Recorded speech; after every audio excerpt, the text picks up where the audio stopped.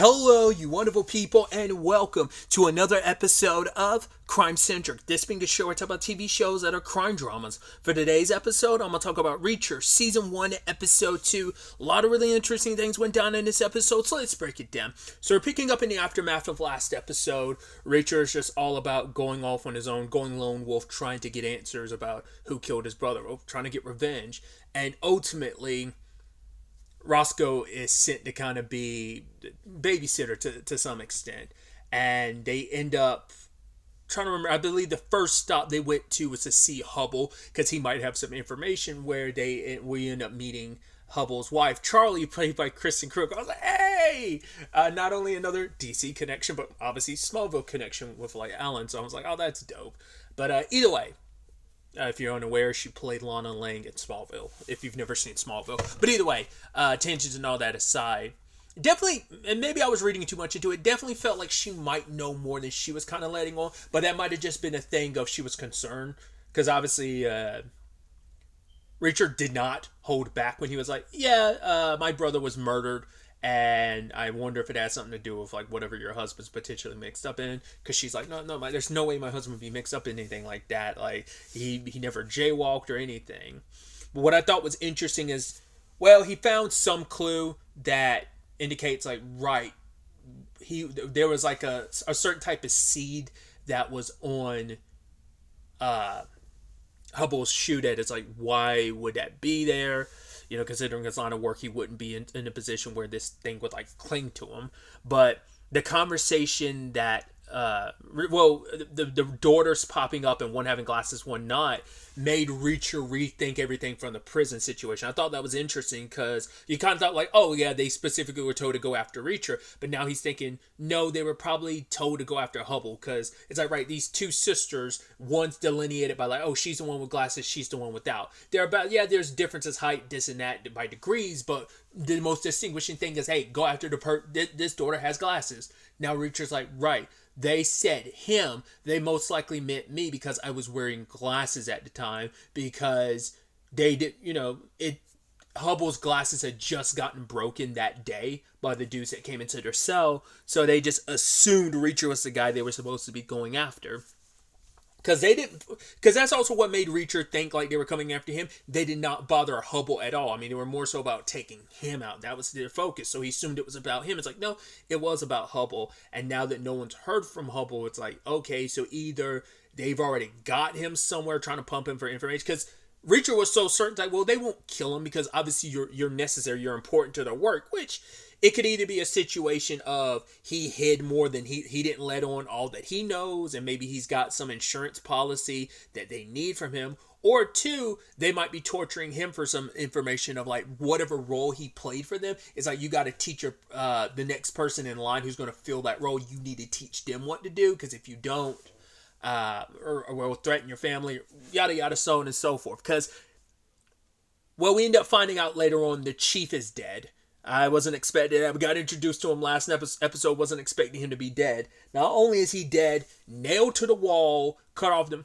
Like I said, I thought Reacher reacted that way because, like, oh, I brought up last episode that he reacted that way to that type of notion of what they do to Hubble, was because, like, oh, either that was something so specific that it resonated with Reacher, where he's like, that sounds familiar, or he's like, wow, that's super villainy to go that specific. Seemed like they do not like, I guess that's meant to be a promise. As Reacher says later on, it's meant to send a message. Obviously, that kind of implies that the chief was in their pocket, but also that it was to send a message to anyone in the organization. You fuck up, this will be you. You will get the super rough end. It's like, dude got his balls cut off, got nailed to the wall, got his balls chopped off. He was also tortured because he got some slashes on his face, some lacerations, had to eat his balls, and his wife was killed. I'm curious which one happened first. I could definitely see them killing his wife first, just to make it that much more excruciating for him to go through all of it. Probably like cut off his balls, made him eat it, made her watch it, and then probably popped her. I don't know. But because at one point they were like 4 bodies. I was like, 4 bodies? I was like, well, we know one is Reacher's dad. Brother. There's the other guy. And then like the chief, I was like, who's the other? I was like, oh, right. The wife. I completely forgot because they don't obviously the most of the attention goes towards him. He's the one that is butt naked on the wall. I wasn't expecting him to show. I mean, it makes sense in the context of like what's going on. He has to be butt naked. Wasn't expecting hanging dong. Once again, a lot of stuff lately surprising me with how much hanging dong we're getting in it. You know, it's wild. Once again, I guess it's all about. I mean, once again, the context of what this is meant to be. Like, you kind of need him like bare, like bare naked, so it makes sense. But like I said, it's just I think it's supposed to be the equilibrium of like, yeah, we've seen so many like women fully nude that it's like, hey, let's kind of even the scales a little bit. That's kind of always been my thought process of why we've been seeing so much more penis. Also, it seems like Amazon Prime is a lot more okay with like showing penis all around, whether it's The Boys or Gen V or this. But it is a situation of now that the chief is out of the way and now we know he might have been a part of all of this. The mayor has now assigned himself as the new Mayor Teal is now Chief Teal. He's able to just kind of give himself that position. So it's like, right, seems like he might be pretty dirty. Don't know if you can trust the other two cops. Stevenson, not really sure. Does seem like he is concerned, but it's like he could just as easily be a part of this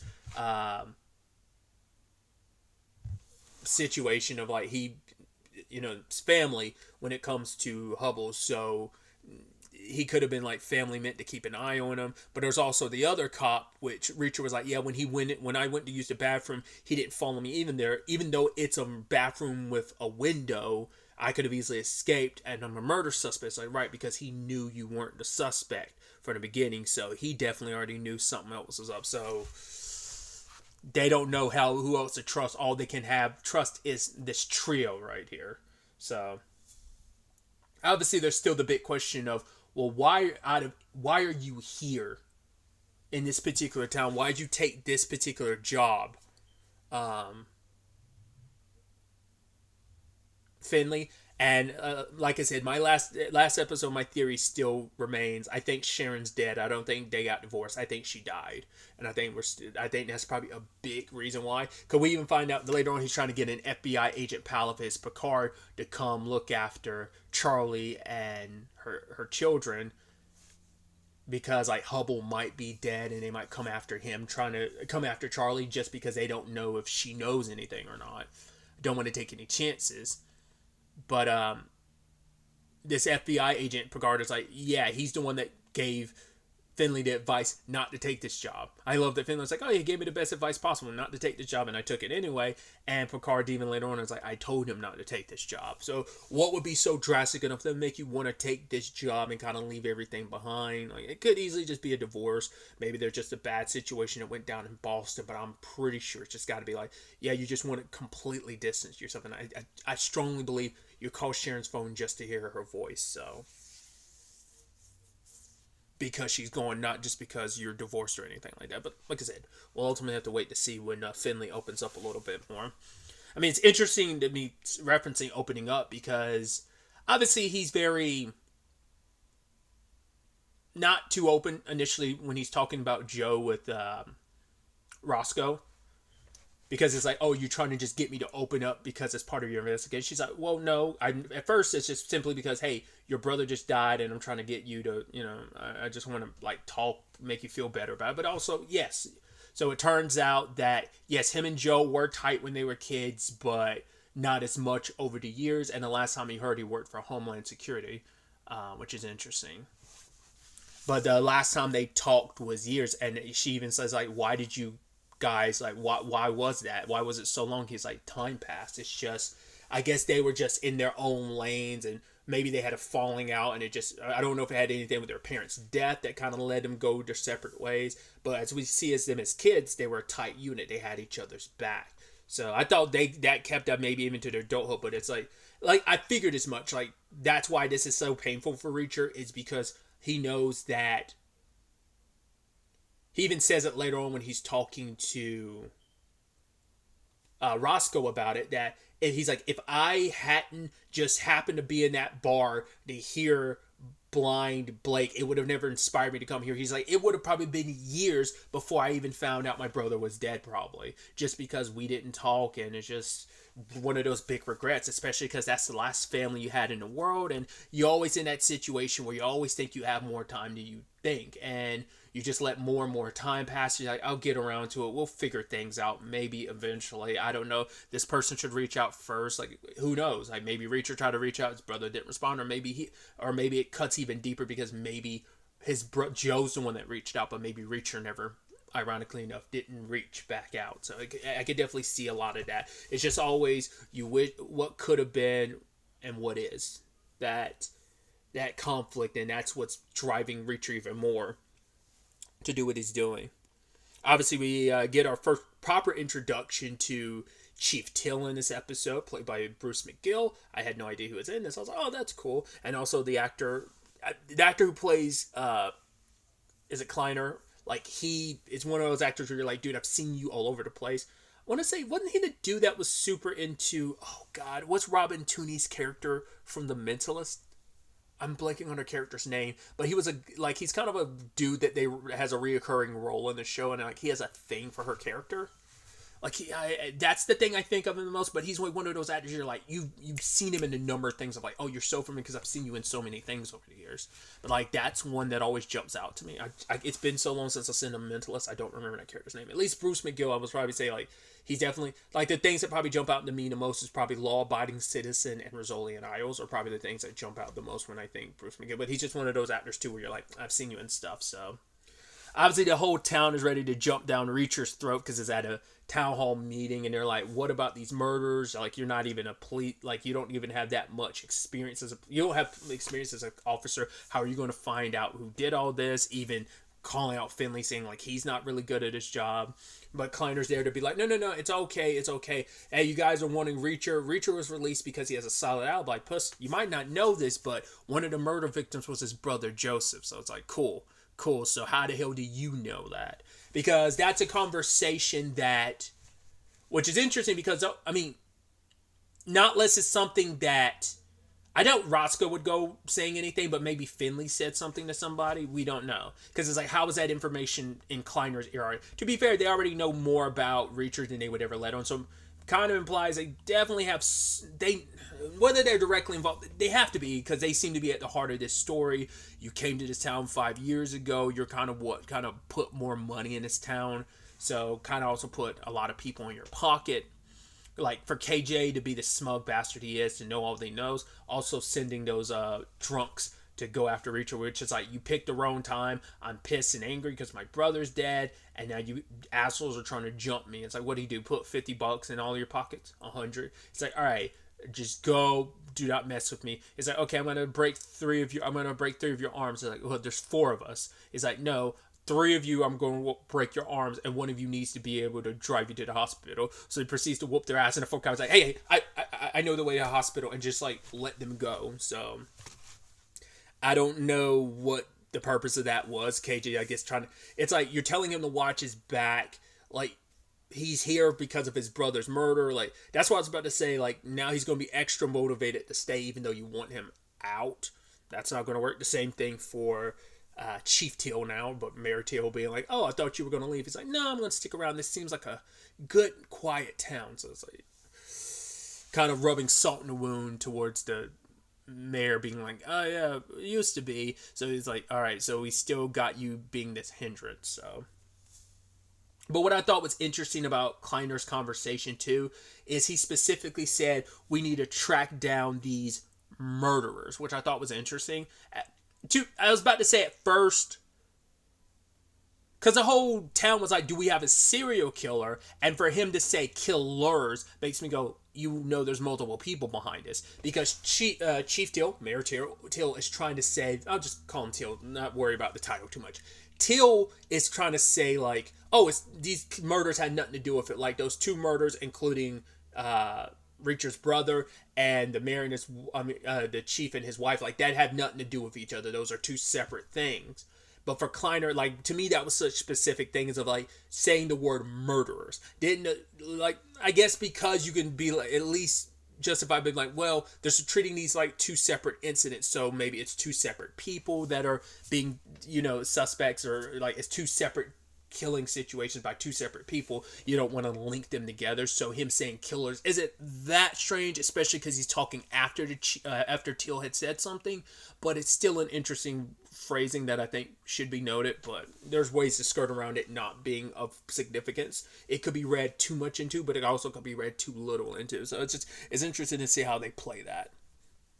Whether that particular wording comes back or not, or like I said, it's just, it could easily be brushed off, is all I'm saying. So we'll see if that ends up being the case. I love that Reacher tried to trick Spivey into a meeting, and Spivey ended up being like, yeah, I actually knew it was a trap. I came here just to continue, like, set up your setup, because I've never met Finley, but I know you didn't sound like a Massachusetts black man to me, or something like that. Was it, what does he say, like, Alabama, like, because he was he was a Boston PD, but I don't think he's originally from Boston. I don't remember. Either way, it's just like, yeah, you didn't sound like that on the phone. So turns out there's some some South American ex-military guys that managed to get away during a scuffle. Which even I was like, oh, I'm surprised they got anything on you at all, Reacher. Like, you seem like you could handle yourself. I mean, granted, he was still winning, but it's like they were able to kind of get any licks in at all and slice him up. You didn't think that'd be possible, even if it was two of them. I mean, to be fair, there was 3 drunks he beat up were drunks, but still. And I love that he kept making a point of, yeah, if they weren't trained military, I would have killed them in like 10 seconds. We find out that Joe worked with the Secret Service as a branch of Homeland, and what his assignment actually was is unclear. That can range anywhere on like some, like, they're thinking maybe he was an investigator, that he might have been looking into something money related, whether it's drugs, human trafficking, like, who knows, like that. There's so much range in what that job covers, so they'd have to specify, like, to even begin looking for a suspect, they'd have to narrow down what it was exactly that Joe was investigating, potentially. What's interesting too is when they went to the crime scene where Joe's body was, that Reacher says something interesting where he was like, the person who killed Joe could have easily sniped him, but whoever it was wanted to be up close and personal, even though that would be a riskier situation, because you're also putting a silencer on it. Even up close, that could still be an inaccurate situation. I'm not well versed enough in guns to know, like, how, like, I'm sure that changes a lot, because it's like it probably changes the weight and the velocity of the bullet, so like the accuracy gets like thrown off because like the weight of the gun's a little different. That's my assumption, but it does, obviously it's like, well, it could just have been personal, like whoever did this, but Reacher brings up, like, well, you kill someone is always personal, but that is something interesting. Why would this person go all up close and personal? Why not just take the shot from far away? Why get all up and personal? It's kind of interesting. It was nice getting to, obviously Reacher and Roscoe spending a little time together, and us getting to know a little bit more about Roscoe, learning that her family actually built this town, but the Teals kind of stole it and basically got a lot of farmers and stuff off of their land, and worked with the railroads to kind of build it through their crops and stuff. So Teals have kind of been an issue for this town for a while. That's probably also why, like, a lot of people don't like Till, because it's like, fuck you and your family. Roscoe might not be the only one that has that perspective. Much like Reacher being the only person in his family left, she's in the same boat. Her parents died when she was a kid, and the last family member she had was Gray. He was basically the guy who had Finley's job before Finley. But he ended up killing himself like a year ago because he had some darkness in him, never had any family. His closest thing to another father that Roscoe had, and he hung himself like a year ago. And it's like, Jesus, that's dark. It makes you wonder, is that what it is? Or are we going to find out it was kind of a faked suicide type of situation? We'll have to wait and see. Because with these type of thrillers and crime dramas and mysteries, like, you never know, like, some things that may seem to just be like their own thing, there could be a lot more rooted in what's going on. Maybe, maybe not. What I thought was interesting, though, obviously, Reacher being a little on edge when they end up driving, and the cops like, oh yeah, like it's a little flooded, so no one can go through. What I think it's interesting is while they were gone, they ultimately stayed in a motel, go back to her place the next day, and someone had broken in. So the question is, were they there for Roscoe? Most likely there for Reacher because his car was out front. But part of me, once again, paranoia and everything kind of got me going. You don't think that cop was in, because that's why Reacher had gotten the gun, and she's like, we're not even near Margot. He's like, yeah, but we're close enough that you don't know who could still be on the payroll, who could be kind of dirty or whatever. And part of me wonders, like, could that person have been telling the truth, or were they lying just to give? No, because it's like if that was the case, they would have just let Reacher go back with Roscoe. So it was like, I was wondering if that could have been a setup to give them more time, but it's like, no, it's most likely that was probably legitimate. Because if they saw Reacher, the dude saw Reacher in there, he would have let him go on through and go back home then, if that was the case. But they did leave a message on the back of her door saying, see you soon. Some interesting developments. It's definitely going to be interesting to ultimately see where all of this ends up taking us going forward into the next episode. But really, that's all I want to talk about. Till the next time we meet, be happy, be safe, live life to the fullest, and enjoy it. Good day, and goodbye.